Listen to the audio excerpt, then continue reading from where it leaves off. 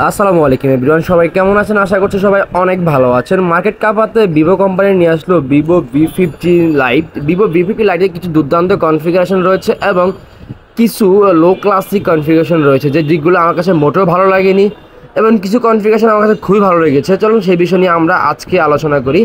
প্রথমে বলি, এই ফোনটি একেবারে নতুন একটি ফোন। এই ফোনটি মাত্র ফ্রি বুক চলতেছে। এই ফোনের সাথে আপনারা পাবেন একটি TWS রিরো কোম্পানির L18।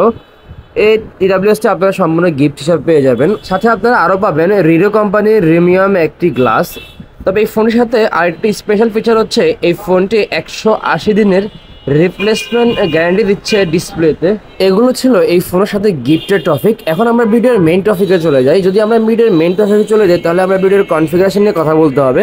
যদি আমরা এই ফোনের কনফিগারেশন নিয়ে কথা বলি, প্রথমে যদি আমরা এই ফোনের ব্যাটারি নিয়ে কথা বলি, এই ফোনের ব্যাটারি হিসাবে ইউজ করা হয়েছে 6500 mAh একটি বিগ ব্যাটারি, যার সাথে 90 ওয়াটের একটি ফাস্ট চার্জার থাকবে। তবে এই জায়গা থেকে ভিভো কোম্পানি অনেক বেশি আপডেট আনছে।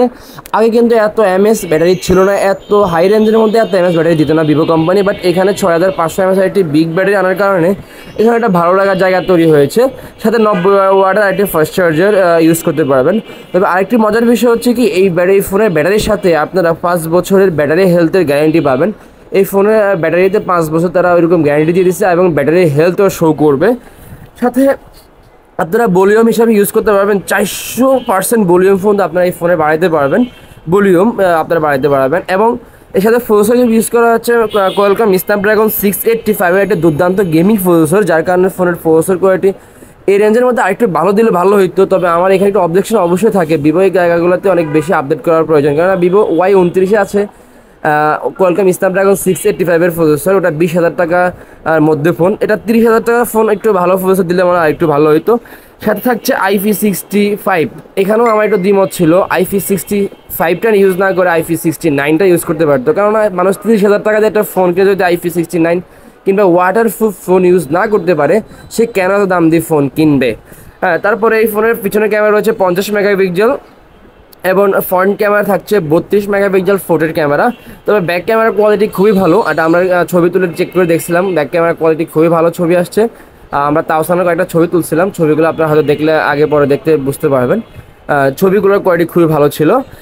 এরপরে রয়েছে এই ফোনের কর্নিং গোরিলা গ্লাস হিসাবে সাপোর্টটা দিয়েছে। আসলে এখানে আমার একটা অবজেকশন ছিল, কর্নিং গোরিলা গ্লাস হিসাবে অনেক লো ক্লাসে এটা গ্লাস ইউজ করা হয়েছে, যেটা কোনো সাপোর্ট নাই, কিন্তু কর্নিং গোরিলা গ্লাস শো করছে, বাট কোনো সাপোর্ট নেই। এই ছিল এটা ফোনের আজকের বেসিক কিছু কনফিগারেশন। এই ফোনের সাথে আপনারা যে TWSটা পেয়ে যাবেন, ওই TWSের প্রাইস হচ্ছে 1499 টাকা। 1499 টাকায় TWSটা কোম্পানি থেকে আপনারা সম্পূর্ণভাবে গিফট পাবেন। এবং ব্যাটারি, এই TWSের ব্যাটারি চার্জ থাকবে 20 ঘন্টার উপর ব্যাটারি চার্জ থাকবে এবং টাইপ সি পোর্ট হবে, ব্লুটুথ সহকারে সমস্ত কিছু আপনারা খুব সুন্দরভাবে ইউজ করতে পারবেন। তো এই ছিল আসলে আজকে আমাদের শর্টকাট রিভিউ।